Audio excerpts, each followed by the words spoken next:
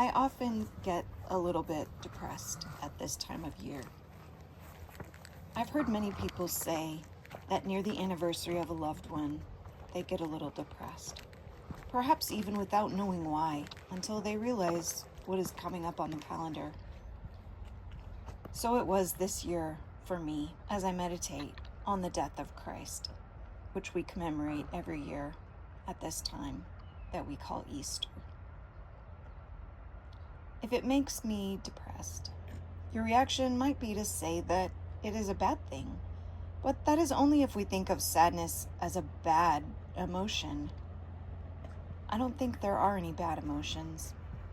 What we do with our emotions can result in harm, but the emotions themselves are just indicators of what is happening inside the soul. Anger can lead to violence, or it can lead to actions that right a wrong and restore justice. Fear can be paralyzing, but ultimately fear shows something I value enough to not want to lose it. Focusing on what I value can lead me to gratitude and more focused prayer, so I know exactly where I need God to meet me in that moment. Sadness can be a dark pit that holds us captive, but it can also be a dark tunnel that leads us back to the light. In the midst of every emotion, there is something that Jesus offers us. As we walk through Holy Week, we have this opportunity to enter into grief with Jesus and his disciples. There are gifts Jesus offers us in the middle of that sadness.